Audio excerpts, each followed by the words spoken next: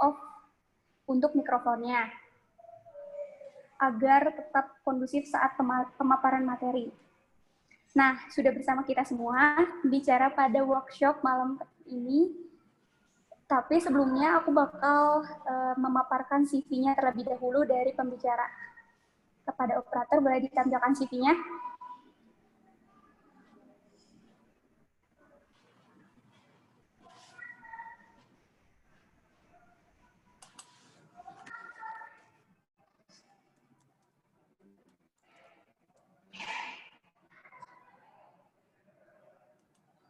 Yuk, dari atas yuk. Nah, udah deh ya. Oke. Pembicara kita malam hari ini bernama Faradila Adwina, yang merupakan lulusan mahasiswa ilmu politik tahun 2015 dan menyelesaikan pendidikannya pada tahun 2019 kemarin dan mendapatkan prestasi cum laude dengan IPK 3,67. Nah, lalu cukup banyak pengalamannya dalam dunia profesional, yaitu pada tahun 2019, bulan Maret sampai Mei, ia magang di The ASEAN Secretariat sebagai Poverty Eradication dan Gender Department. Lalu bulan Agustus hingga Desember, ia menjadi Seller Management Project Business Development di salah satu marketplace terbesar di Indonesia, yaitu Shopee. Dan yang terbaru yaitu pada Januari 2020 sampai sekarang, ia menjadi Relationship Manager Business Development Department Shopee. Ia juga memiliki banyak leadership experience, yaitu salah satunya menjadi Heads of Delegates Universitas Pajajaran pada Harvard Model United Nations, dan pada tahun berikutnya menjadi Faculty Advisor di Universitas Pajajaran for Harvard National Model United Nations. Ia juga sempat menjadi Wakil Presiden HMPS IPO pada tahun 2017. Dan salah satu prestasinya pada tahun 2018 yaitu menjadi the most outstanding student di Prodi Ilmu Politik. Dan yang terakhir yaitu dia sudah ada sertifikat TOEFL ITP dengan skor 547. Jadi kalau startup ya dinamis banget. Nah, banyak banget ya teman-teman prestasinya dan apa yang sudah menjadi pengalaman beliau sampai sekarang. Langsung saja aku sapa pembicaranya. Halo Kak Faradila. Di sini aku panggil Fadila aja ya. Iya boleh Papa. Halo Papa, selamat malam semuanya. Selamat malam Kak Dila. Gimana nih kabarnya Kak? Baik nih, alhamdulillah hari ini aku ngambil cuti kebetulan, karena kalau misalnya nggak cuti aku hari ini sebenarnya nggak libur, cuma karena mau ada ini juga kan, ada waktu dia aku ngambil cuti jadi bisa day off hari ini. Wah, keren banget. Sampai untuk ngisi workshop yang cuma 1,5 jam aja harus ngambil cuti ya, Kak? Iya ya, nih. Honorable banget nih, bisa sampai ngorbanin cutinya buat ngisi workshop malam hari ini. Nah, aku mau nanya dong Kak, gimana sih rasanya menjadi salah satu orang yang bekerja di salah satu marketplace terbesar di Indonesia, Kak? Soalnya pasti di PSBB gini banyak gak sih yang belanja online, dan kalau misalnya aku nih Kak, kalau belanja di Shopee, gimana nih Kak? Sebenarnya kalau misalnya ditanya gimana rasanya, at first it was a very honorable experience, kayak sebenarnya senang, membanggakan, cuma makin kesini aku makin ngerasa kalau ini tuh bukan hanya sesuatu yang membanggakan, cuma sesuatu yang penuh tanggung jawab sebenarnya. Jadi ketika kalian masuk ke dalam suatu company, apalagi company itu bisa dibilang lagi naik ya sekarang, tanggung jawabnya tuh juga ada banget. Jadi kalau ditanya gimana sih masuk Shopee, rasanya itu penuh tanggung jawab, penuh beban, tapi in a good way, in a positive way, tapi juga exciting gitu.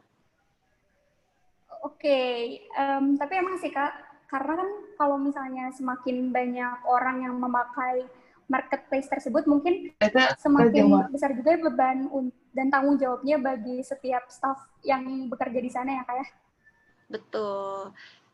Banyak juga sih sebenarnya tantangannya, cuma memang kalau misalnya bekerja kan kita harus sesuai passion. Dan kebetulan aku ngerasa kalau posisi aku sekarang ini sesuai dengan passion aku, jadi untuk menjalankannya pun tidak terlalu seberat itu sih gitu.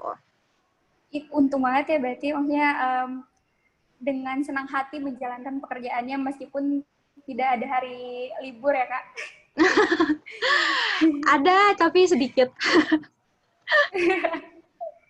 Oke, untuk mempersingkat waktu nih ya, gimana kalau misalnya kita langsung aja dengerin pemaparan dari Kak Dila, dan kayaknya kalau aku sendiri ya Kak, udah gak sabar banget gimana sih caranya kita tuh melihat apa yang akan menjadi masa depan kita dan apa yang menjadi peluang untuk kita saat di masa depan gitu.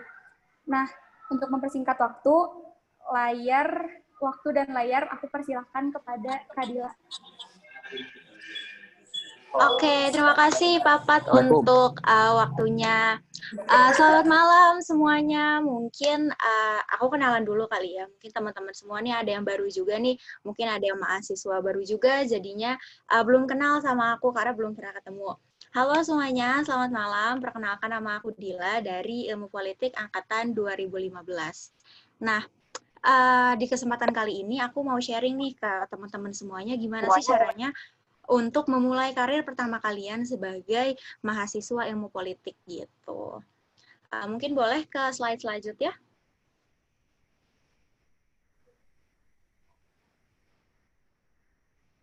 Nah, jadi untuk kenalan lagi nih, aku sekarang kerja di salah satu e-commerce di Indonesia yang mungkin kalian nih udah familiar sama namanya. Mungkin kalau misalnya ngeliat di TikTok suka ada racun Shopee Check, atau misalnya kalian kalau ngedenger di TV ada jingle-jingle Shopee, atau kalau buka YouTube ada si oren-oren ini. Aku sekarang kerja di Shopee Indonesia di Business Development Department sebagai Relationship Manager. Dan aku adalah alumni ilmu politik Universitas Pajajaran angkatan 2015, dan aku lulus di tahun lalu di bulan Agustus, dan aku masuk ke Shopee itu sebenarnya di akhir Agustus. Jadi aku lulus tanggal 13 Agustus dan aku first day aku di Shopee itu sekitar tanggal 20 Agustus. So it's only 1 week away karena memang aku untuk apply ke Shopee itu sudah sebelum sidang. Jadi ketika aku selesai sidang aku dipanggil interview dan offering kerja untuk Shopee langsung sekitar seminggu kemudian gitu. Boleh next untuk slide ya. Nah, mungkin nih teman-teman semua ada yang mikir gimana sih caranya untuk kickstart karir pertama aku sebagai lulusan ilmu politik. Mungkin kan teman-teman juga mikir, kok bisa sih anak ilmu politik kerja di e-commerce, atau apa sih sebenarnya anak ilmu politik tuh peluang kerjanya tuh apa aja. Nah, mungkin ada juga nih mikir kayak, kok aku udah bikin banyak jurnal publikasi, tapi kok HRD tuh nolak aku terus ya pas interview. Nah, mungkin pertanyaan-pertanyaan seperti itu nih yang bakal kita kupas malam ini. Gimana sih caranya untuk mempersiapkan karir pertama kalian bahkan sebelum kalian itu lulus gitu. Jadi untuk tema malam ini adalah how to kickstart your career even before you graduate as a political science student. Boleh next slide? Nah, dari pengalaman aku sebelumnya, ada 3 key points in kickstarting your career even before you graduate. Dan untuk enaknya, aku menyarankan kalian untuk grab notebook and pen, atau mungkin kalau kalian nyaman untuk type di laptop atau di handphone kalian boleh utilize itu juga. Karena yang pengen aku gather dari hasil diskusi kita malam ini adalah kalian setelah mengikuti diskusi ini, kalian tuh punya insight, kalian punya apa yang harus kalian lakukan nih setelah ini, gitu. Kalian gather untuk key points baru, kalian gather insight baru dari diskusi malam ini. Nah, 3 dari key points yang aku dapetin dari pengalaman aku sebelumnya, how to kickstart your career as a political science graduate. Pertama itu adalah know your passion, atau ketahui apa sih passion dari kalian. Kedua itu adalah set your strategy, atau tahu nih strateginya itu untuk mencapai tujuan kalian itu apa. Dan yang ketiga itu adalah invest in yourself atau berinvestasi terus, berimprove terus kepada diri kalian sendiri. Gitu. Next slide boleh? Oke, nah pertama adalah know your passion. Mungkin ada yang nanya nih kayak, apa sih passion tuh? Passion tuh kayak gimana? Nah, kalau misalnya secara harfiah, literally, passion is a feeling of intense enthusiasm towards compelling desire for someone or something. Jadi itu adalah sesuatu yang kalian suka banget nih ketika kalian mengerjakan itu, kalian tuh tidak akan merasa terbebani dan kalian tuh akan ngerasa kayak, oh aku suka nih ngerjain ini. Nah, tapi it's okay kalau misalnya di tahun pertama atau tahun kedua kalian tuh ngerasa kayak, aduh kok gue belum punya passion ya, kok gue misalnya diajakin demo gue ayo, diajakin diskusi gue ayo, tapi kalau misalnya diajakin nulis gue ayo, jadi sebenarnya passion gue tuh yang mana? Gue tuh gak tahu, misalnya di tahun pertama dan kedua tuh kadang-kadang suka gitu. That's really okay, karena aku pun belum menemukan passion aku di tahun pertama dan kedua aku kuliah. Tapi untuk mempermudah kalian nih, apa sih yang pengen kalian kerjakan ke depannya? Coba kalian tanyakan kepada diri kalian sendiri, atau mungkin kalau kalian punya notes, kalian coba tulis, what kind of career that I want to pursue? Apa sih karir yang aku pengen jalanin ke depannya? Selama mungkin 10-15 tahun ke depan, apa sih yang pengen aku kerjain kayak gitu? Nah, dan salah satu cara untuk mengetahui apa sih kira-kira passion kalian itu adalah dengan mengikuti aktivitas sebanyak mungkin sebelum kalian lulus gitu. Next slide. Oke, boleh ke next slide. Nah, kayak yang aku tadi bilang, sebelum aku lulus itu aku banyak banget ngikutin kegiatan-kegiatan karena personally aku tuh belum tahu apa sih passion aku tuh. Nah, pertama kali itu aku ikut kegiatan yang untuk dalam rangka mencari passion itu adalah aku mengikuti ISEC dan aku terpilih sebagai delegate of ISEC Indonesia in Sawari National Project Wave 16 yang diadakan oleh ISEC in Thailand. Ini kegiatan apa sih si ISEC ini nih? Si ISEC ini adalah kita volunteering, dan untuk kegiatan aku sekarang aku ngerjain project selama 45 hari di rural area di Thailand. Namanya sedikit susah nama areanya, namanya itu Sisaket, dan sekolahnya itu adalah Nong Rang Rang High School. Jadi selama 45 hari aku volunteering untuk mengajar bahasa Inggris ke anak-anak di rural area di Thailand ini. Dan di sini aku benar-benar ngerasa kalau gue ini ngerasa belum terlalu mandiri nih, karena selama 45 hari itu aku sebenarnya baru jadi mahasiswa sekitar 6 bulan, karena itu di Februari 2016. Selama 6 bulan aku ngerasa kayak, wah ternyata gue belum semandiri itu ya, tapi dengan kegiatan ini aku jadi ngerasa kalau misalnya aku harus mengasah lagi kemandirian aku. Dan di kegiatan ini juga aku mulai ngerasa kalau misalnya aku nih harus mulai ngasah bahasa Inggris aku, karena ketika aku ikut project ini, aku ini sangat membutuhkan si skill bahasa Inggris ini kan. Dan dari sini aku mulai berusaha nge-develop skill bahasa Inggris, karena ketika ISEC ini kan juga banyak teman-teman dari negara lain, dan memang itu modal aku, satu-satunya modal aku untuk berkomunikasi di sana, bahkan dengan host family aku yang orang Thailand asli dan mereka cuma bisa bahasa Inggris. Aku ngerasa banget nih bahasa Inggrisnya kelatih banget saat aku menjadi delegate of ISEC in Thailand ini.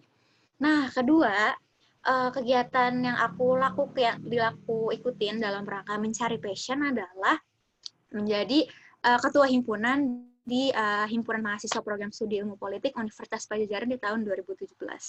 Aku ingat banget suatu ketika lagi kuliah, kalau nggak salah pulang kuliah, Aka tuh nyamperin aku, dia bilang kayak, Dil, maneh mau nyalon nggak gitu kan. Kayak dia nggak ada basa-basi, dia langsung bilang, Dil, maneh mau nyalon nggak? So aku mikir kayak, nyalon apa maksudnya? Terus ternyata yang dimaksud adalah nyalon hima.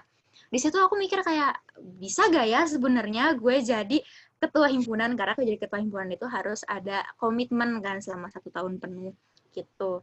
Dan akhirnya dengan modal nekat dan dukungan dari teman-teman semuanya, tentunya akhirnya aku memberanikan diri menerima tawaran Alka untuk menjadi wakilnya dia di himpunan mahasiswa gitu. Dan akhirnya setelah melalui proses yang panjang, akhirnya aku terpilih juga menjadi wakil ketua himpunan bersama Alka gitu. Dan di sini aku juga ngerasa nih, kalau misalnya di ISEC kemarin aku dapat pelajaran tentang kemandirian sama tentang bahasa Inggris.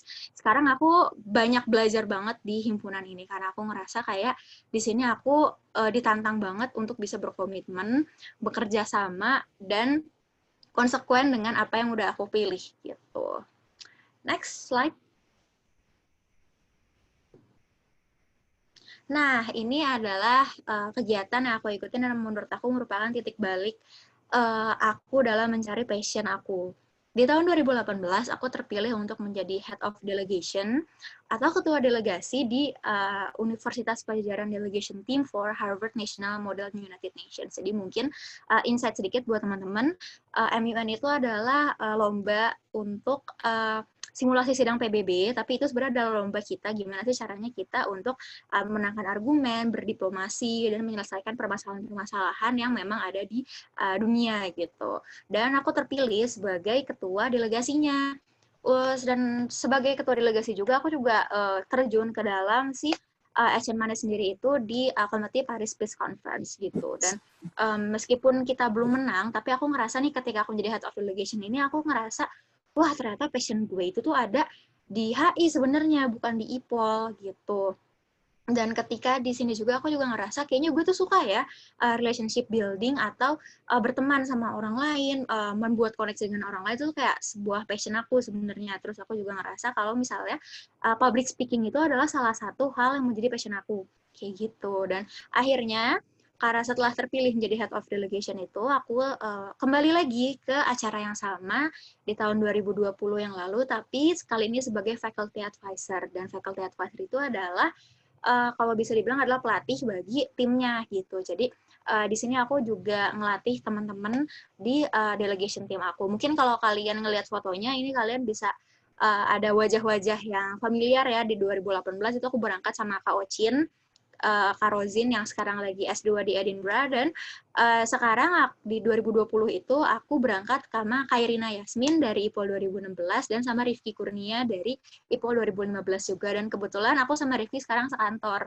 sama-sama kerja di Shopee gitu. Nah, untuk next slide boleh? Nah, dari previous experience itu aku bisa conclude kalau misalnya aku passionate banget di 3 hal ini. Pertama adalah public speaking, international affairs, sama relationship building.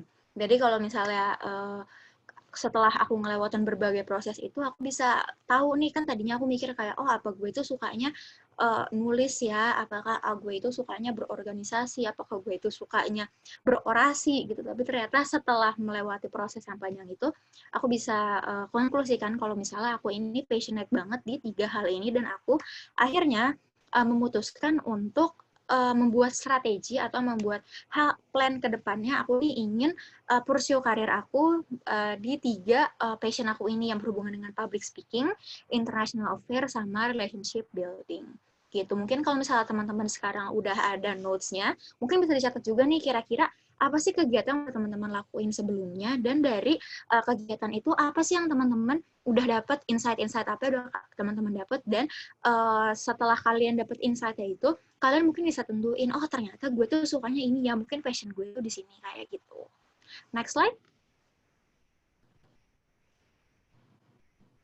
Nah, untuk poin kedua yang setelah dari tadi find your passion adalah set your strategy. Nah, strateginya itu apa sih? Kalau misalnya dari pengalaman aku, strategi yang aku lakukan adalah aku catat dulu nih passion aku tuh apa, dan kemudian aku bikin poin-poin target. Target aku tuh aku mau ini, mau ini, mau ini. Fun fact, sebenarnya aku udah membuat target-target aku itu semenjak maba. Sounds little bit ambitious, but that's the truth.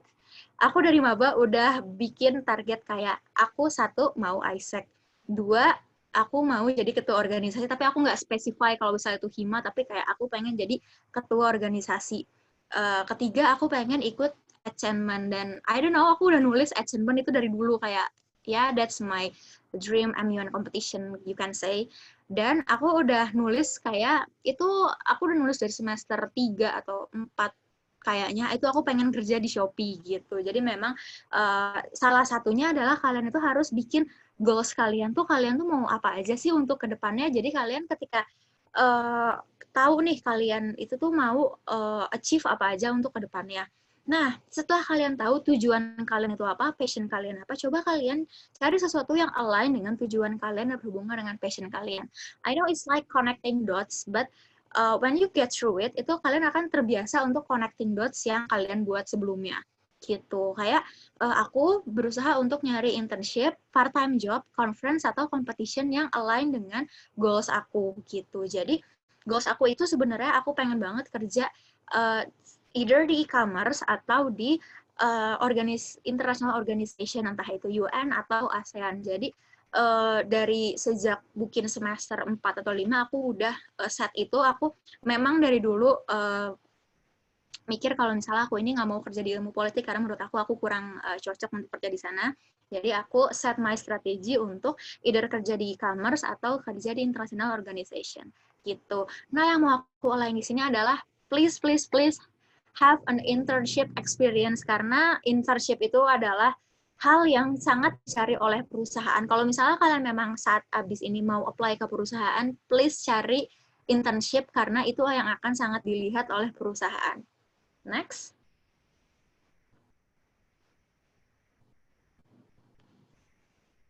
Oke, jadi ini adalah internship experience aku. Pertama ini aku intern, ini ya sebenarnya intern wajib sih, intern wajib dari prodi. Aku intern di Dewan Perwakilan Rakyat Daerah Provinsi Jawa Barat. Di situ aku masih ngerasa kalau kayaknya internship experience ini kurang deh. Mungkin meskipun durasinya lama, kayak sekitar 6 bulan, tapi aku ngerasa kalau itu nggak seintens itu experience-nya di aku.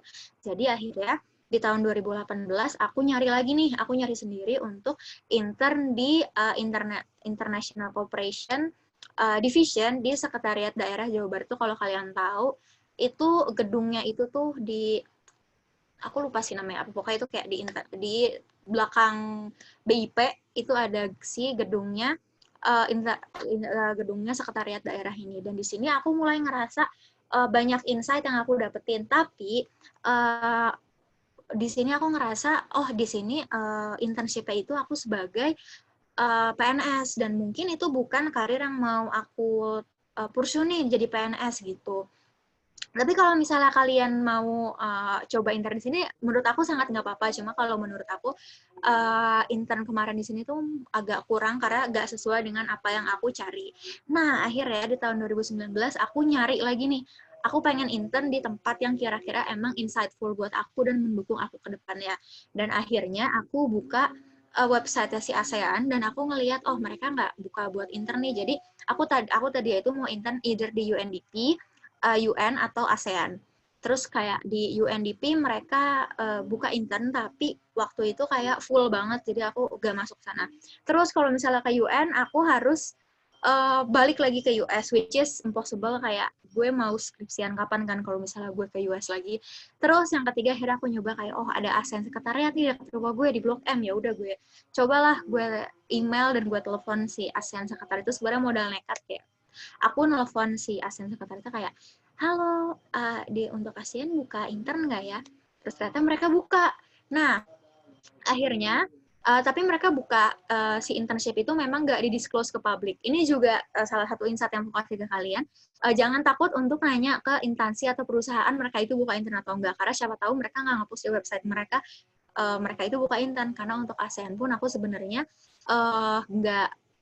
mereka nggak disclose di website mereka, tapi aku nanya gitu. Dan akhirnya aku dapat internship experience yang aku pengen di ASEAN Sekretariat ini gitu. Karena di sini aku bisa ngelihat gimana sih kalau misalnya ASEAN itu kerjanya tuh seperti apa, gimana sih caranya jadi bagian dari ASEAN tuh gimana. Dan aku tuh ketika jadi intern ini benar-benar dilibatkan ke dalam conference mereka, either itu jadi LO-nya mereka atau misalnya sekedar jadi timekeeper aja. Itu tuh menurut aku juga udah insightful banget buat aku, karena ketika aku jadi timekeeper aku tuh ada dalam ruangannya kan, dan aku tuh ngelihat apa sih yang mereka omongin tuh, yang mereka debatin tuh apa, yang mereka lagi bahas tuh apa. Dan ketika aku jadi LO, aku tuh jadi bisa kenalan sama delegasi-delegasi dari negara-negara lain, dari organisasi-organisasi lain gitu. Dan itu menurut aku ngebantu aku banget untuk ngedevelop bahasa Inggris aku juga.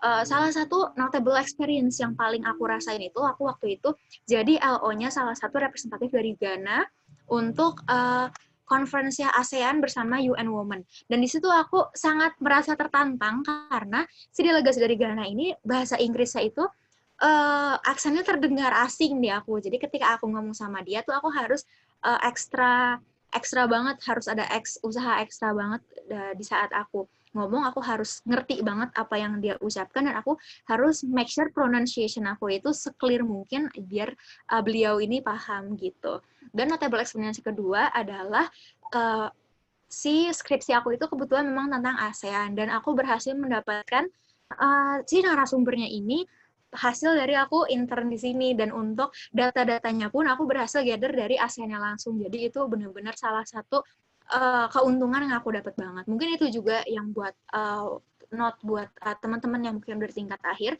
ketika kalian skripsian mungkin bisa cari topik skripsian atau tempat untuk nyari bahan skripsi itu yang bisa jadi tempat intern kalian. Jadi kalian bisa nambah insight, bisa nambah experience baru, knowledge baru, terus bisa juga ngedapet untuk data-data yang kalian perlukan gitu. Balik lagi ke tadi topik kita pertama untuk how to kickstart your career. Untuk internship experience itu menurut aku perusahaan ini memang benar-benar nyari orang yang bisa kerja, yang bisa membantu mereka yang sudah punya pengalaman sebelumnya. Tapi sebagai fresh graduate tentu aja pengalamannya paling terbatas di organisasi, lomba, ataupun internship ini. Nah, kalau misalnya kalian memang ketika nanti lulus dari politik pengen kerja di perusahaan, pengen kerja di company, please kalian cari internship sebanyak-banyaknya kalau bisa di perusahaan atau di organisasi atau di tempat yang terdengar, di tempat yang bagus. Jadi ketika kalian nanti tulis di CV kalian itu rekruter bisa langsung lihat, oh dia pernah intern di sini nih, dia pernah part time di sini nih, kayak gitu. Nah, yang perlu di-highlight juga adalah ketika kalian intern itu kalian harus tahu apa yang kalian kerjain. Kalian harus tahu key job desk kalian tuh apa aja. Jadi kalau misalnya kalian ditanya, kalian tuh ngerti ketika ditanya sama si HR-nya. Dan satu hal lagi yang paling banget penting adalah, mungkin kalian mikir, kok gue nih nanti untuk jadi lulusan ilmu politik kerjanya di mana ya? Masa kayak di DPRD doang? Masa kayak di instansi pemerintahan doang? Nah, kalau menurut aku, jangan khawatir ketika kalian jadi lulusan ilmu politik, tapi kalian punya banyak pengalaman sebelumnya. Either di pengalaman intern, pengalaman MUN, pengalaman organisasi, pengalaman apapun pengalaman yang kalian punya sebelumnya itu akan ngebantu kalian banget. Jadi, misalnya kalian mau apply jadi graphic designer, misal. Tapi kalian lulusan ilmu politik. Nah, ketika kalian punya CV sebagai intern graphic designer, kalian itu pernah ikut organisasi itu di divisi yang mungkin berhubungan dengan desain, nanti HR itu akan ngelihat kalian, oh ini bisa nih, dia bisa juga desain dulunya, portofolionya bagus. Jadi walaupun kalian lulusan ilmu politik, jangan khawatir, lapangan kerja kalian tidak terbatas, kalian bisa apply kemanapun, as long as itu nggak limited ya untuk bidang ilmunya, kalian bisa apply kemanapun asalkan memang dari kaliannya sendiri itu punya banyak pengalaman dan punya banyak skill untuk di-show ke HR nanti, gitu.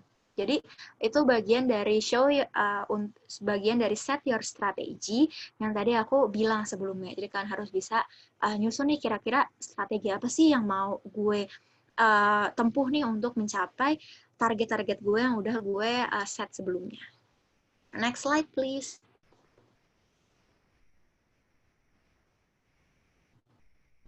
Nah, ketiga adalah yang terakhir, namun menurut aku salah satu yang paling penting adalah invest in yourself.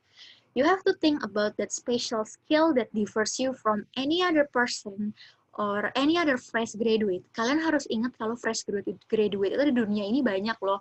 Apalagi fresh graduate ilmu politik. Walaupun mungkin kalian ngerasanya kayak, fresh grad dari Unpad kan IPOL-nya sedikit.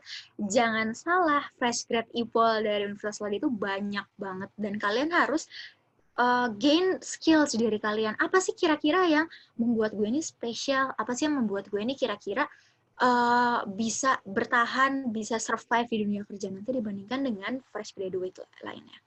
Apa sih interest kalian yang ada di diri kalian? Apakah itu account managing, apakah itu sales, marketing, business development, kah, research, public speaking?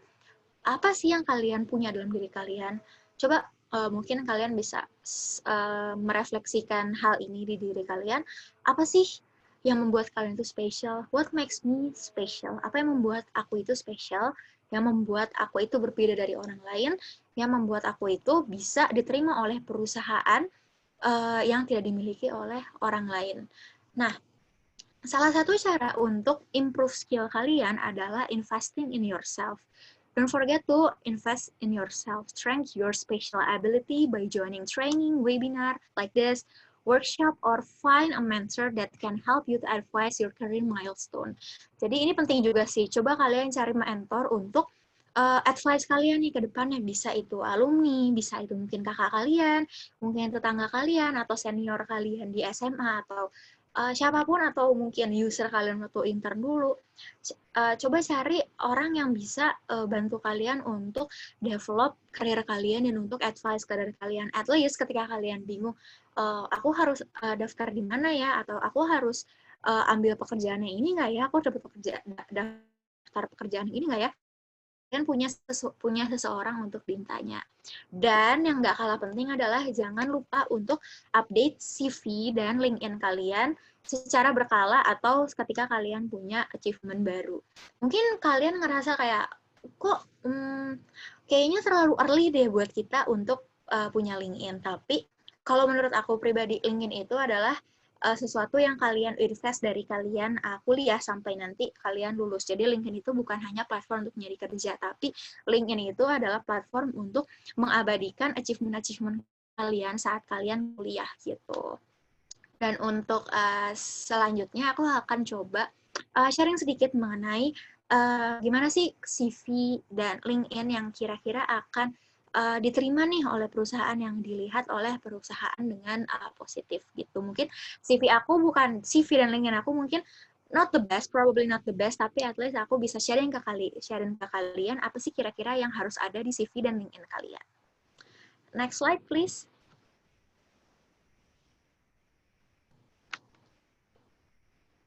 Oke, nah ini adalah LinkedIn aku. Mungkin kalian bisa nanti connect dengan aku di LinkedIn.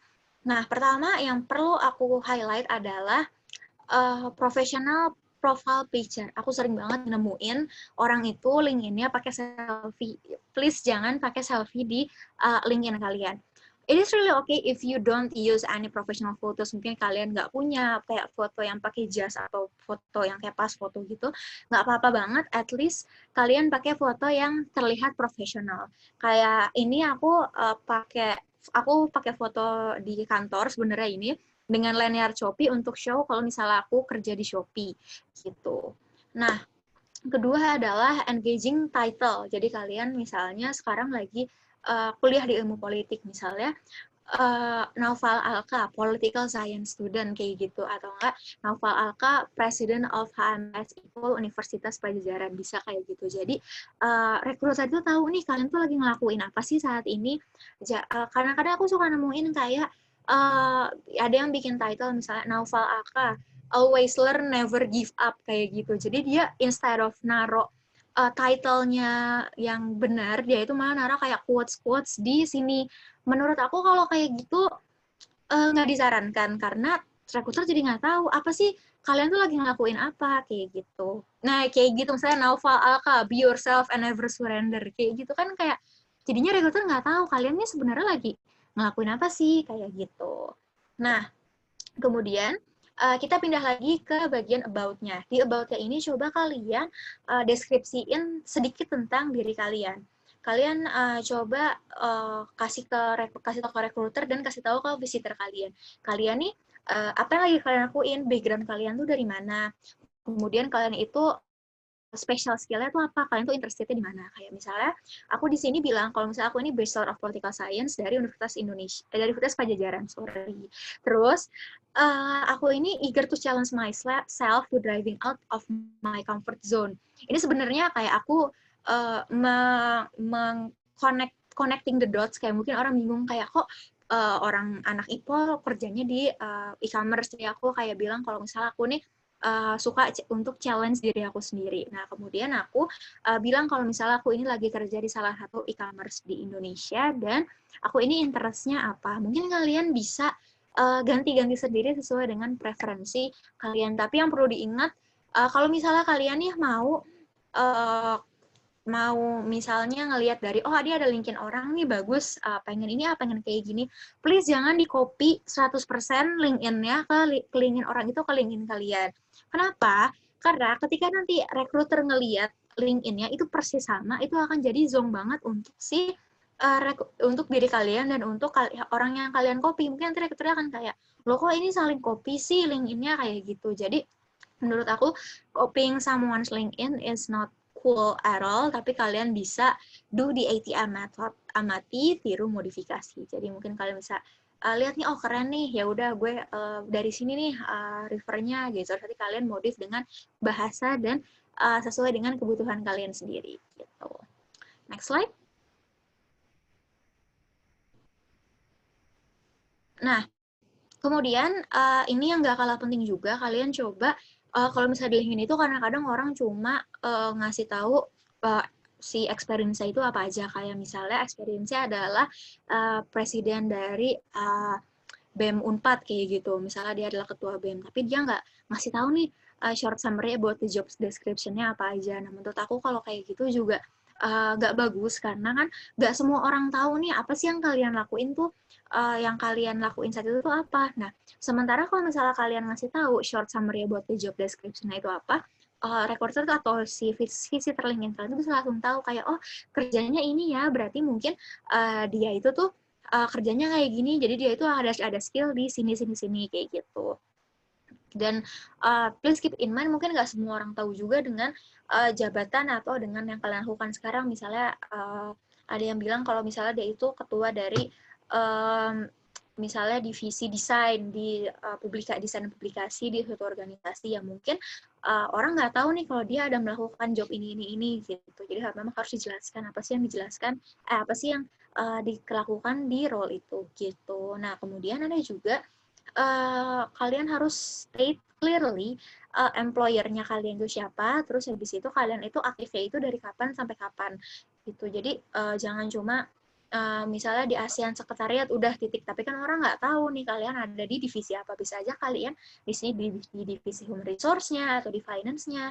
Nah, makanya kalian harus state juga nih kalian ini dari kapan sampai kapan dan employer-nya siapa di divisi apa kayak gitu. Next slide.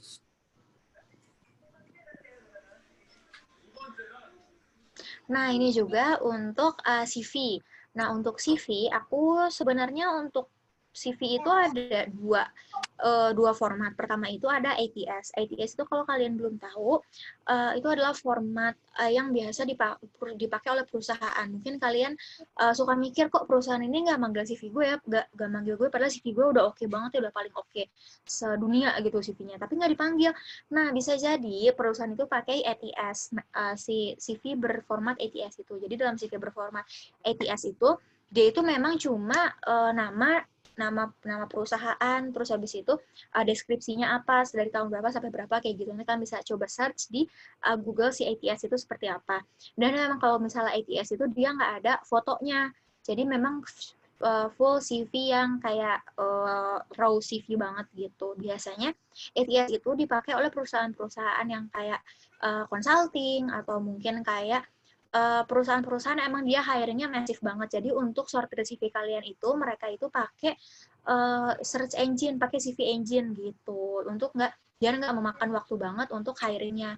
Nah, tapi aku sekarang pakai CV yang nggak ATS, tapi aku juga punya CV yang versi ATS ini. Tapi aku sekarang lagi pakai CV yang biasa ini karena memang untuk e-commerce mereka itu prefer untuk lihat CV yang kayak gini. Jadi kayak bisa kelihatan nih, kalian nih karakternya itu kayak gimana, personality kalian tuh kayak gimana. Nah, pertama kita bahas dari fotonya. Untuk fotonya sama seperti LinkedIn tadi, please use formal foto dan mungkin professional foto itu juga boleh. Mungkin kalian lagi ngetik kah, atau kalian mungkin lagi public speaking, lagi ngomong di depan, itu juga boleh. Tapi please avoid using selfie foto. Karena aku masih banyak ngeliat sih kayak ada yang ngasih CV-nya itu tuh pakai selfie foto. Itu jangan. Kedua, full name dan title itu harus jelas. Misalnya, di sini aku pakai Faradila Aduina Business Development Analyst. Tadinya aku pengen pakai kayak Faradila Aduina Relationship Manager, cuma mungkin nggak semua orang tahu Relationship Manager itu apa sih. Makanya aku di sini pakai title yang paling general tapi paling engaging ke recruiternya. Kalian juga bisa pakai misalnya Naufal Alka. Terus habis itu untuk title-nya itu adalah Political Science Graduate kayak gitu. Kalau misalkan Anda lulus, tapi kalau misalnya kalian belum lulus bisa juga misalnya kalian pakai Naufal Alka, terus dia adalah Political Science Student kayak gitu. Nah, kemudian yang ketiga adalah Essential Contact Info. Pertama itu harus ada phone, email, sama LinkedIn. Kayak, kalian nggak usah put unnecessary contact information kayak misalnya alamat rumah, terus abis itu kayak alamat kosan, itu menurut aku nggak usah karena memang kita perusahaan juga nggak nyari banget yang kayak gitu. Tapi yang perlu di-highlight adalah si LinkedIn, nomor telepon, sama email kalian. Kalau misalnya nanya, Instagram butuh nggak sih? Butuh kalau misalnya Instagram kalian itu isinya portofolio kalian. Misalnya kalian lamar jadi graphic design, terus kalian di Instagramnya itu banyak nih portofolio kalian tuh kalian bisa di situ. Atau nggak mungkin kalian punya website sendiri, misalnya kalian adalah copywriter, terus kalian punya website sendiri di Medium misalnya untuk show itu kalian, portofolio kalian tuh kalian juga boleh input di sini. Tapi kalau misalnya kalian adanya Twitter, apalagi kayak Twitter yang isinya buat nge-retweet doang, itu mendingan jangan ditaruh di sini. Terus aku juga masih suka ngeliat kayak ada yang suka naro key physical feature di dalam CV, kayak misalnya tingginya berapa, beratnya berapa, terus abis itu umurnya berapa. Kalau menurut aku itu nggak usah, karena itu bukan necessary information yang perusahaan butuhkan untuk hire kalian, unless you're applying as model or as mungkin pramugari yang membutuhkan info itu semua, itu baru boleh. Tapi kalau misalnya kalian memang apply ke perusahaan yang nggak membutuhkan informasi itu, lebih baik jangan di-input. Nah, kemudian sama tadi kayak LinkedIn, coba kalian kasih clear statement of title, employer, and activity period-nya itu dari kapan sampai kapan. Dan ya terus kalian juga harus ngasih short summary about the description jobnya. Nah, ini yang sering banget aku temuin di CV-CV. Kebanyakan CV itu mereka itu cuma ngasih experience-nya itu apa aja, karena mungkin males lah untuk ngasih deskripsinya, atau mungkin gak ada waktu untuk ngasih deskripsinya. Padahal yang diperlukan oleh perusahaan itu adalah tahu apa sih yang kalian lakuin di role kalian sebelumnya itu tuh apa. Makanya kalau kalian bikin CV itu selalu usahakan tulis apa sih yang kalian lakukan, at least 3 main jobs kalian itu apa aja, kayak gitu. Jadi kalau misalnya kayak gini, recruiter juga tahu nih, oh dia tuh kemarin manage 100 seller ya, was kayaknya dia ini juga nih udah berpengalaman kayak gitu. Jadi si recruiternya bisa tahu nih kira-kira kalian itu untuk pengalamannya itu sebagai sampai mana sebagai role yang kalian sebutin. Next slide. Nah, ini juga, oh ya. Nah, itu mungkin sedikit insight dari aku mengenai CV dan LinkedIn-nya. Dan juga tadi tentang 3 key points yang harus kalian persiapkan sebelum kalian lulus sebagai mahasiswa ilmu politik. Dan always remember that pursuing your career is a journey, not a destination. Dan aku di sini pun sekarang sebenarnya belum mencapai destinasi, aku belum mencapai tujuan aku kayak aku lulus dari IPOL kerja di Shopee maka aku udah sukses, enggak kayak gitu, karena tujuannya masih panjang. Dan ini adalah salah satu checkpoint aja nih buat aku untuk perjalanan aku gimana sih dalam aku menempuh karirnya. Dan mungkin ketika kalian menempuh karir ke depannya, it's not always about rainbows and unicorns, maybe sometimes it's rainfall and thunders. Tapi kalian harus selalu ingat untuk enjoy the process and do not forget to make positive impact for your surroundings. Karena bagaimanapun juga kita sebagai manusia harus saling menginspirasi dan berguna bagi manusia lainnya. Jadi jangan lupa ketika kalian udah mencapai karir atau mencapai tujuan yang kalian mau, jangan lupa dengan surroundings kalian selalu berbuat positif gitu. Itu dari aku. Mungkin aku kembalikan ke moderator karena materinya udah cukup sekian. Thank you. Makasih Kak Dila sebelumnya. Sumpah keren banget pemaparan materinya. Kalau misalnya yang bisa aku ambil ya Kak, sebenarnya kan tadi beberapa kali Kak Dila menyebutkan kalau misalnya ini tuh sebenarnya mungkin dari sudut pandang Kak Dila sebagai fresh graduate atau lulusan ilmu politik. Jadi sebagai lulusan atau mahasiswa ilmu politik, kita tuh sebenarnya bisa loh bla bla bla bla bla bla. Cuman kalau misalnya yang bisa aku dapat dari tadi, sebenarnya bukan cuman tentang kita sebagai mahasiswa ilmu politik.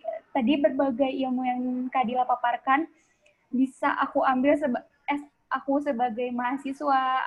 Terus mungkin teman-teman yang bukan dari mahasiswa ilmu politik juga sebenarnya banyak banget yang bisa diambil juga untuk menyiapkan ke depannya, bahkan ilmu tentang CV gimana caranya atau LinkedIn dan segala macam yang sebenarnya bisa dimanfaatkan di berbagai jurusan. Jadi kan sebenarnya aku tuh kalau tentang stereotipnya orang-orang yang masuk ilmu politik tuh ada stereotip mengenai kalau misalnya lulusan ilmu politik berarti bisa dong jadi kader partai atau anggota dewan atau segala macam. Buktinya enggak kok, maksudnya kalau aku pribadi aku sama sekali nggak tertarik ke arah sana, dan ini terbukti bisa dilakukan oleh mahasiswa lulusan ilmu politik. Kalau misalnya sebagai lulusan nggak perlu jadi anggota dewan dan segala macam. Mungkin dari teman-teman yang nggak sreg sama jurusannya di awal masuk kuliah juga bisa sebenarnya ya untuk nggak sesuai dengan stereotip yang ada di jurusan tersebut. Nah, kalau dari teman-teman gimana nih? Ada gak sih yang masih penasaran atau yang masih mau nanya tentang gimana sih caranya untuk bisa meskipun nggak sesuai sama apa yang kita pelajari di jurusan, tetapi tetap bisa juga untuk bekerja dan segala macam. Nah, aku lihat dulu ya Kak di kolom komen. Boleh. Ini ada beberapa pertanyaan yang udah kumpul. Yang pertama nih Kak, dari Elizabeth Starla Lenina. Thanks for sharing Kak, it helps me so much, but I have to question to deep in my prep. Ya, yang pertama, aku sering mikir bahwa kita sebagai mahasiswa ilmu politik bakal kalah ngejual karena ilmu yang kita pelajari di kelas bukan praktikal kayak yang teman-teman komunikasi, humas, dan lain-lain pelajari. Apakah strategi dengan memperbanyak pengalaman kayak yang Kakak jelasin tadi cukup? Itu dulu aja ya Kak pertanyaannya. Yang itu bisa dijawab oleh Kak Dila. Mangga Kak. Oke, makasih untuk pertanyaannya Lenina ya.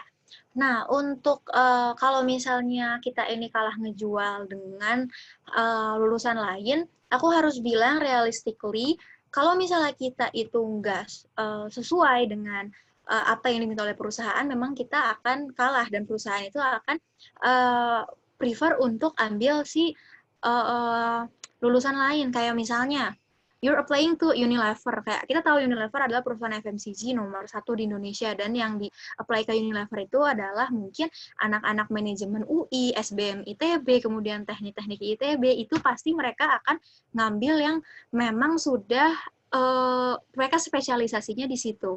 Nah, kuncinya adalah kalian coba cari pekerjaan yang memang nggak menyebutkan mereka itu harus ada spesialisasi apa aja. Kalau misalnya mereka udah menyebutkan mereka itu hanya pengen hire dari jurusan manajemen, teknik, dan sebagainya, atau ekonomi dan kawan-kawannya, itu kemungkinannya kecil bagi kita untuk dipanggil atau ditarik sama mereka. Tapi ketika kalian coba ke perusahaan yang dia itu nggak menyebutkan nih harus punya special skills apa, nggak menyebutkan harus dari jurusan apa, tapi dia menyebutkan harus punya special skills, misalnya public speaking, terus negotiation, atau misalnya can work in under pressure, kayak gitu. Nah, kalau misalnya kalian udah punya pengalaman sebelumnya, dan kalian yakin dengan solid experience kalian, tuh kalian kemungkinannya besar banget bisa dipanggil. Karena apa? Satu, kita udah punya si pengalaman-pengalaman tersebut yang shape kita menjadi kita yang sekarang. Dan kedua, untuk IPOL Unpad sendiri, menurut aku rankingnya di mata universitas itu lumayan tinggi, jadi bukan universitas yang diremehkan banget, bukan jurusan yang nggak dilihat banget sama perusahaan gitu, bukan. Nah, tapi memang tuh highlight, memang kita ini harus nyiapin diri kita sendiri, apa sih kira-kira yang mau kita jual ke perusahaan tuh apa. Kayak aku udah mikir dari sebelum aku lulus, wah kayaknya kalau misalnya gue lulusan IPOL tapi gue mau ke e-commerce, kayaknya kalau gue mengandalkan si sarjana gue nih kayaknya gak mungkin deh, kayaknya susah nih kalau misalnya gue cuma mengandalkan. Makanya aku nyari ke pengalaman-pengalaman lain yang bisa mendorong aku, yang bisa membantu aku sebagai lulusan ilmu politik agar bisa diterima oleh perusahaan. At least ketika mereka nanya ke aku, kenapa kok kamu apply ke sini padahal dari jurusan ilmu politik, aku bisa bilang kalau misalnya aku punya pengalaman di ABCD. Makanya aku merasa percaya diri, I'm confident about myself to apply here. Gitu. Nah, jadi dan kadang-kadang tuh perusahaan nggak selalu nanya kayak nggak selalu nggak juga kalau misalnya kita itu dari IPOL. Jadi ada pengalaman teman aku itu dia diterima di perusahaan yang sama kayak aku sekarang karena dia itu adalah ketua himpunan di jurusannya kemarin, dia anak ITB, dan dia itu memang nggak bilang kalau misalnya dia itu ITB, maksudnya dia kayak waktu interview nggak banyak menjelaskan kalau misalnya dia ITB. Tapi si interviewernya itu nanya banyak banget tentang kegiatan dia dulu sebagai kahim. Jadi yang bisa aku highlight adalah dia ditarik ke perusahaan aku sekarang ini bukan karena dia itu ITB, tapi melainkan karena pengalamannya dia dulu ketika dia jadi kahim, kayak gitu. Dan kalau misalnya boleh cerita sedikit, aku juga dulu sebenarnya ditarik ke Shopee itu bukan karena aku lulusan ilmu politik, tapi karena aku ikut MUN gitu. Jadi mereka itu memang membutuhkan orang yang bisa untuk bekerja under pressure, terus mereka itu juga membutuhkan orang yang untuk English speaking-nya itu lumayan lancar, dan mereka itu membutuhkan orang yang bisa public speaking dan bisa relationship building. Nah, makanya aku ditarik ke posisi aku ya sekarang sebenarnya bukan karena aku lulusan ilmu politik, tapi karena aku ikut MUN. Jadi poinnya kalau misalnya kalian itu udah punya satu kegiatan yang menurut kalian ini banget ya key activities kalian yang bisa kalian jual ke recruiter lainnya untuk mendukung kalau kalian ini anak politik, menurut aku kalian bisa sih apply ke perusahaan-perusahaan dan bersaing dengan lulusan-lulusan dari universitas lain di Indonesia. Dan kalian jangan khawatir, jangan sedih, jangan kayak minder, oh gue cuma IPOL nih. Enggak sama sekali kayak gitu, karena kita juga lulusan ilmu politik Universitas Padjadjaran itu juga dilihat dengan baik oleh perusahaan-perusahaan di Indonesia.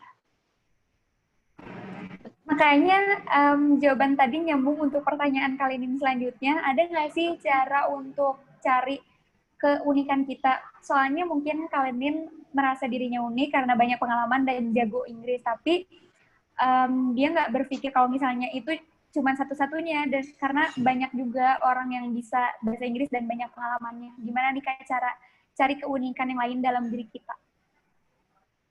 Oke, kalau menurut aku sih, aku ngerasa kalau misalnya aku itu punya passion di public speaking itu sebenarnya dari hal paling simple di diri aku, yaitu aku adalah orang yang, mungkin bisa tanya ke Alka sama Faceh kali, aku itu orangnya sebawel apa. Aku tuh bener-bener kalau misalnya diajak ngomong tuh gak akan bisa berhenti gitu. Jadi ketika aku masih nyari-nyari, aduh passion gue apa ya.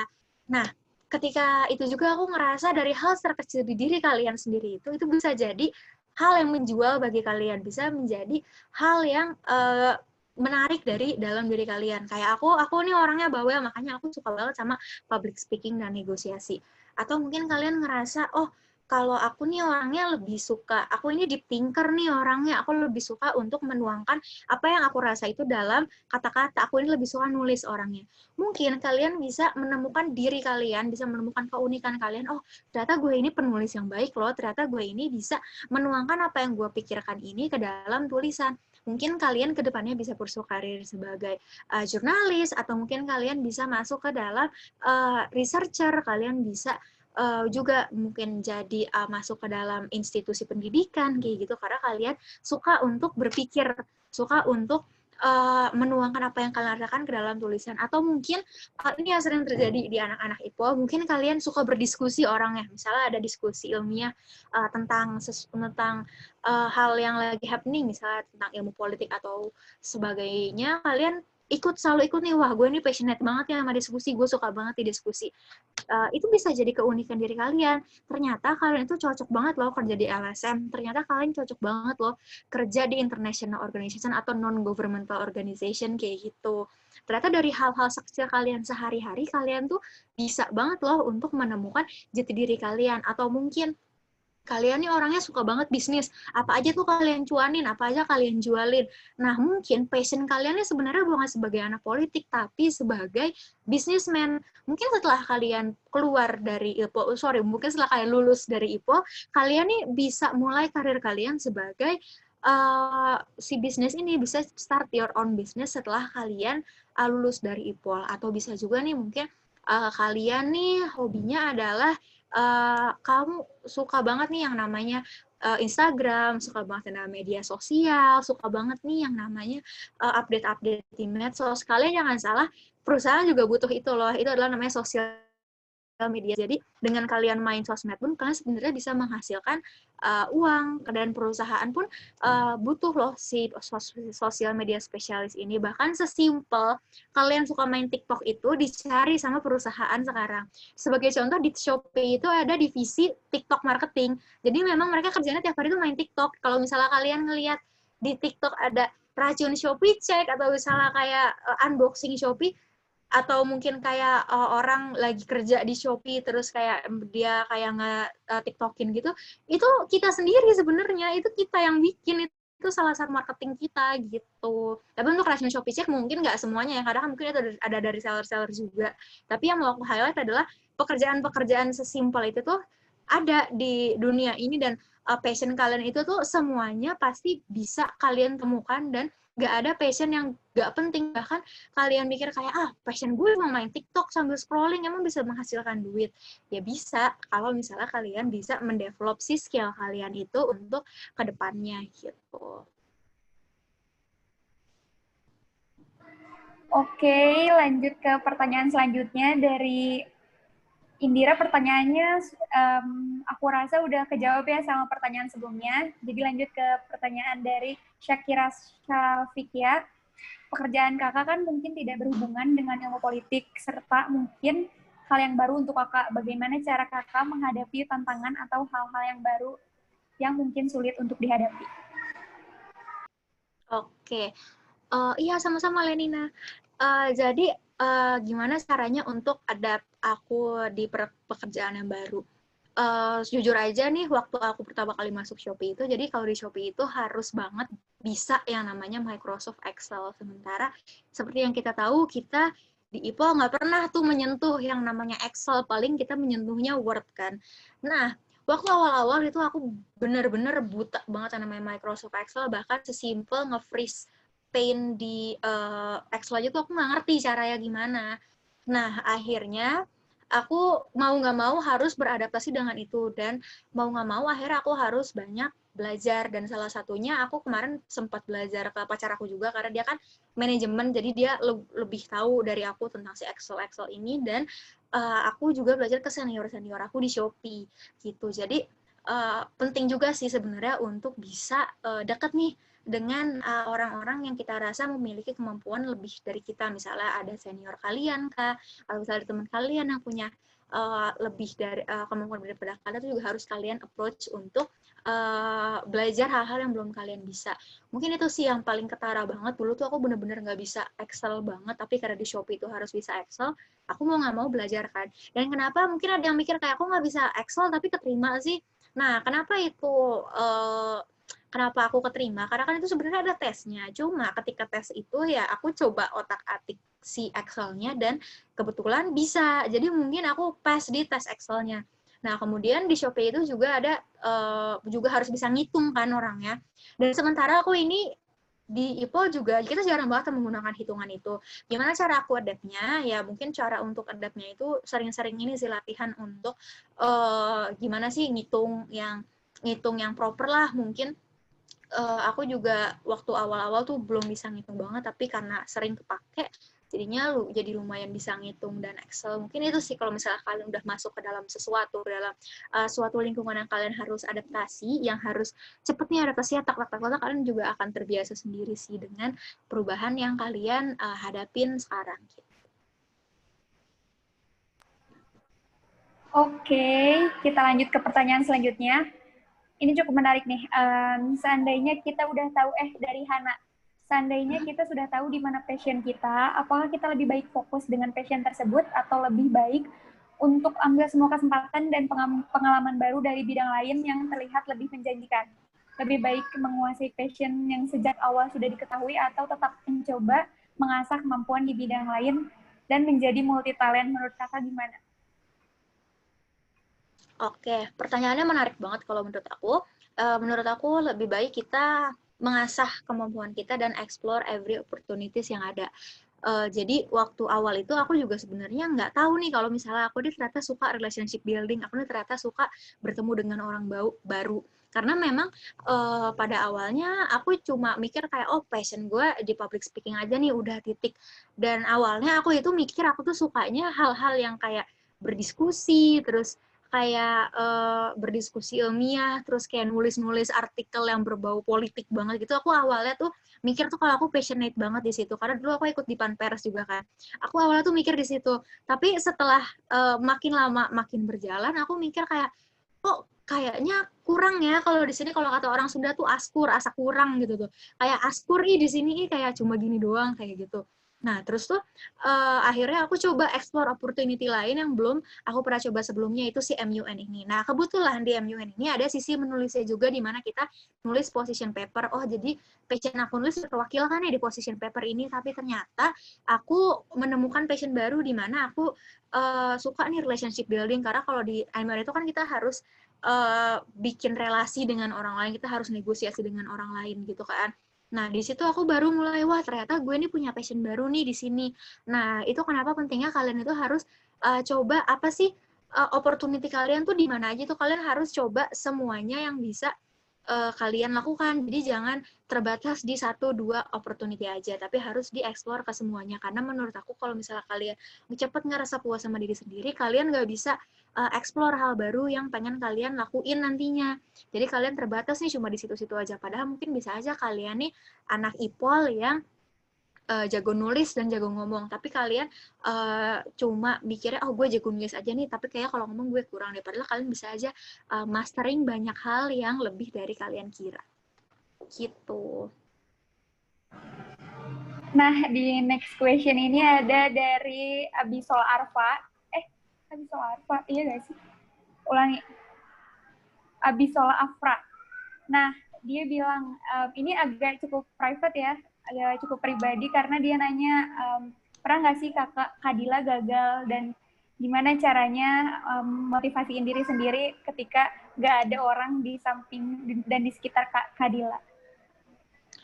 Oke, mungkin momen gagal aku di universitas itu ketika skripsian kali ya, karena waktu skripsian tuh kalian mungkin tahu dosen, salah satu dosen IPOL, Pak Wawan, itu dosen pembimbing aku, itu dosen aku, dan saat-saat aku skripsian sama Pak Wawan itu adalah saat terberat dalam kehidupan aku. Ini nggak lebay, cuma emang itu benar-benar terberat adalah di situ.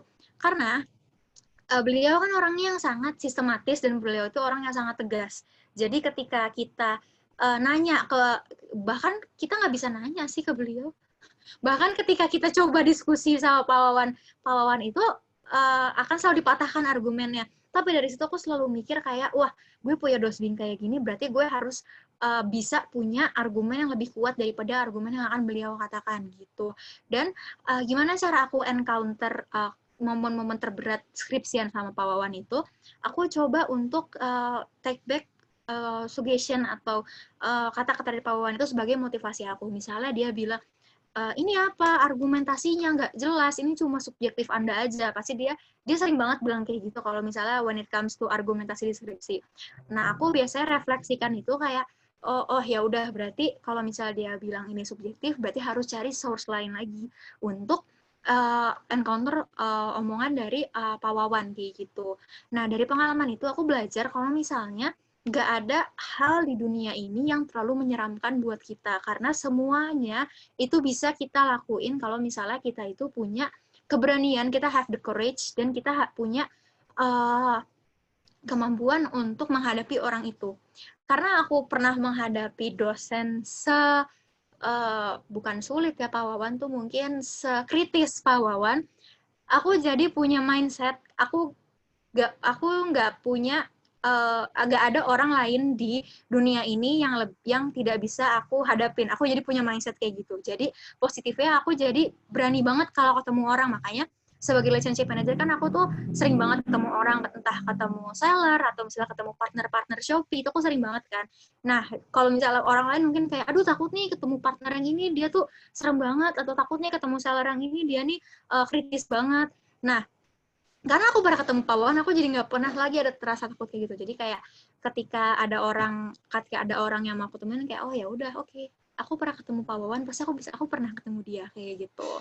Nah, untuk kalau misalnya kalian ngedown, it's really okay to step back. It is really okay untuk beristirahat sebentar, untuk nggak ngerjain apa yang membuat kalian jadi sedih atau membuat kalian jadi upset tuh oke banget, tapi jangan kelamaan.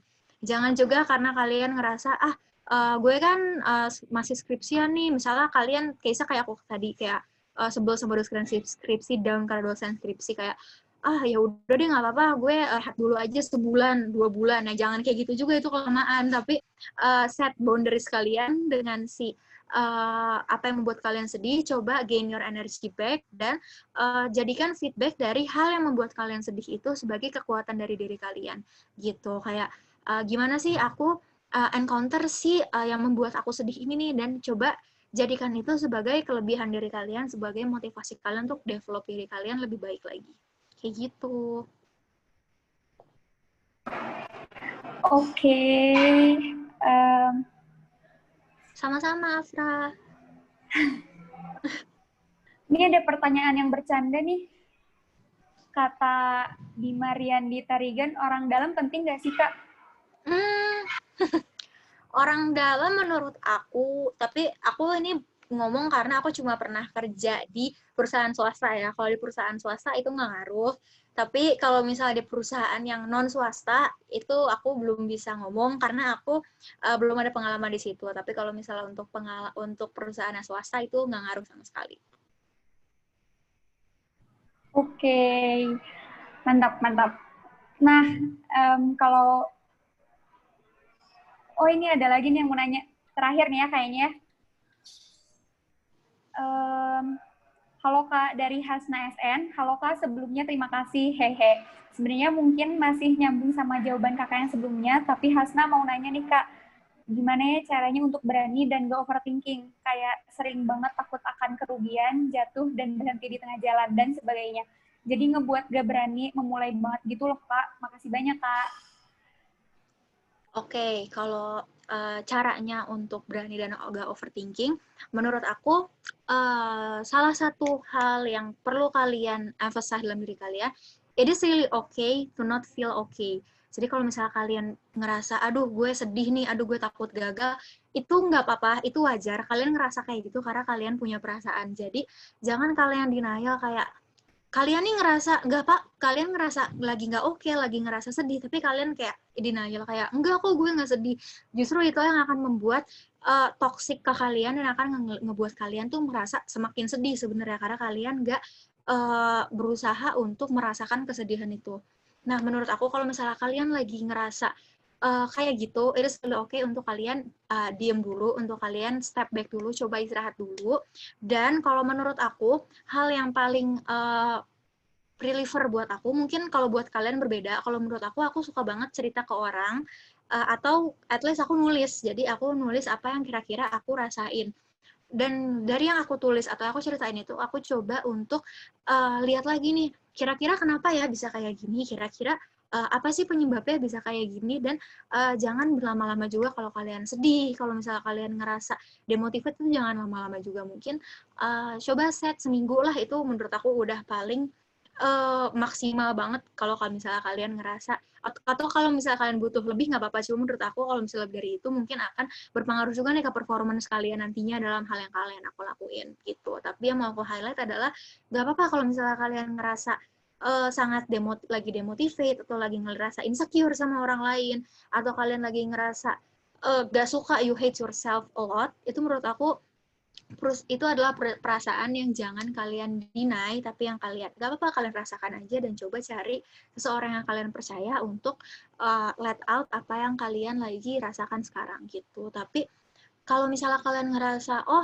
lagi ini banget nih, lagi ngerasa demotivate banget dan kalian butuh professional help, aku sangat menyarankan untuk cari professional help di situ. Kalau sekarang kan udah banyak kan, kayak kalian bisa coba online juga, mungkin dari Halo Dokter itu dia juga ada, atau aku bisa rekomen Yayasan Pulih itu juga ada. Jadi kalian kalau misalnya lagi ngerasa demotivate, kalian lagi ngerasa gak cannot feel yourself, kalian bisa kunjungi si profesional tersebut. Kalau aku personally, kalau dari Shopee itu memang ada internal counselor untuk kita cerita nih ke mereka kalau misalnya kita nih lagi ngerasa kayak gitu tadi, kalau kita ngerasa negatif, kita lagi ngerasa gak suka sama diri kita sendiri, lagi ngerasa demotivate, kita tuh bisa cerita ke counselor Shopee. Makanya kalau misalnya lagi kayak gitu, aku sangat merekomendasikan untuk kalian cerita ke orang yang bisa membuat kalian tuh lebih lega dan membuat kalian tuh lebih bisa merasakan diri kalian lagi. Oke, mohon maaf ya, ini ada pertanyaan yang lewat dari Reza Alfarishi, boleh dijawab dengan sangat singkat ya Kak? Lebih mending mengejar apa yang kita ingin atau yang kita ahli? Sebenarnya kalau Reza nanti aku bisa PC aja sih jawabnya, cuma kalau misalnya apa yang tadi yang kita ahli sama yang kita ini ya, sama yang kita ingin atau yang kita ingin atau kita ahli.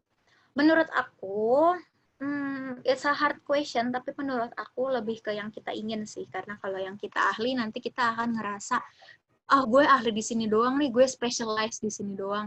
Jadi kalau menurut aku sih, it is important to know your passion, it is important to know your strength, untuk tahu positif negatif dari diri kalian tuh apa.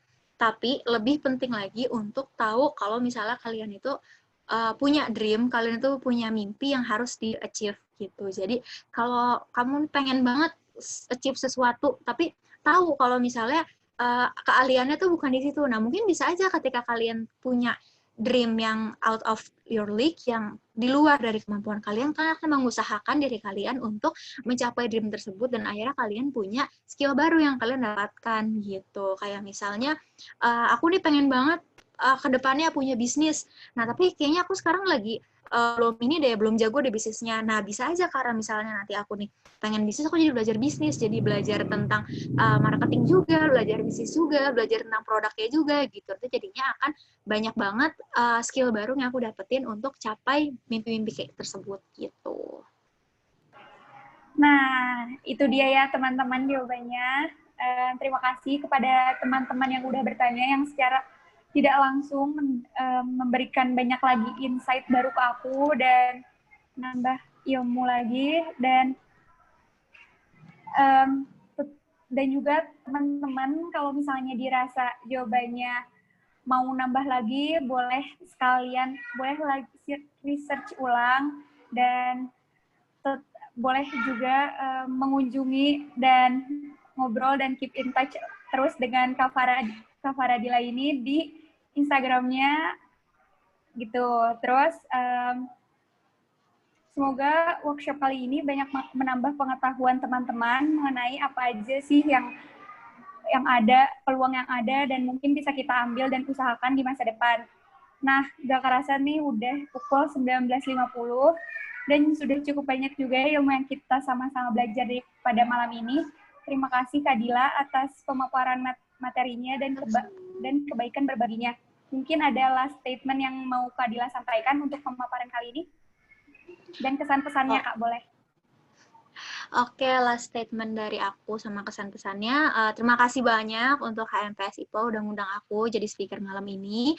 Mungkin masih banyak yang belum aku sampaikan, atau mungkin aku banyak kekurangan tadi saat penyampaiannya. Mohon maaf banget kalau misalnya belum memenuhi ekspektasi teman-teman dalam diskusi kali ini, tapi aku harap saat kalian keluar dari sini, kalian punya insight baru, kalian punya semangat baru untuk mencapai apa yang pengen kalian lakuin ke depannya. Jadi harapannya ketika kalian selesai diskusi ini, kalian tahu nih, apa sih yang pengen kalian capai, apa sih passion kalian, apa sih target kalian ke depannya gitu. Dan semangat selalu, jangan hanya karena kamu mikir, oh kita lulusan IPOL nih, terbatas ruang kerjanya, kalian jadi demotivate, enggak sama sekali. Selalu ingat kalau misalnya kita ini punya kelebihan, semua orang punya kelebihan, semua orang punya masa depan yang cerah, semua orang punya masa depan yang bagus, itu hanya masalah gimana kalian mencapai masa depan yang bagus itu. Gitu. Oke, sekali lagi terima kasih kepada Kak Dila, dan terima kasih juga kepada teman-teman yang udah mau mantengin sampai akhir acara. Sebelum diakhirin, boleh teman-teman on cam yang bersedia on cam karena mau diabadikan momennya asik. Boleh on cam ya teman-teman, dan yang mau fotoin siapa ya? Kak Sarah kah atau Syakira? Oke, Syakira boleh mikrofon on aja biar aba-aba. Oke, ini ada 2 slide Kak di aku, jadi tahan dulu gayanya ya Kak. Ini belum pada on cam, sebentar. Ayo yuk teman-teman on cam dulu sebentar.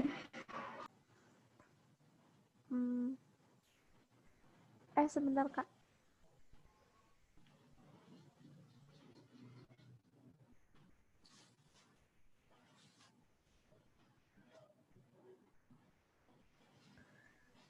Oke. Ada yang masih belum on cam, mau ditunggu semua atau langsung? Gimana? Masih ada yang belum on cam Kak, sebentar. Gak apa-apa, langsung aja. Oke. Sebentar. 1, 2, 3. Sekali lagi.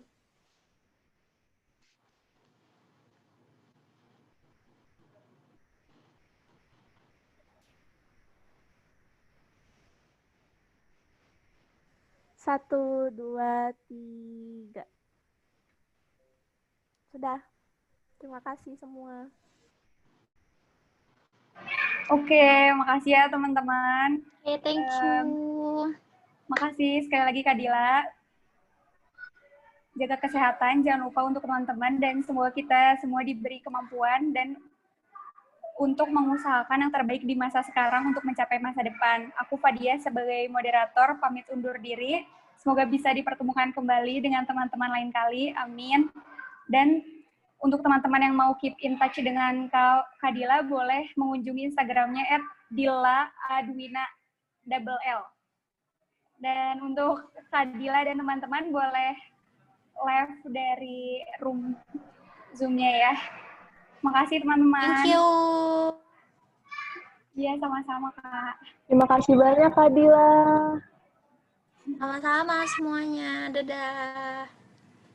Kalau ngomong dong, Kak.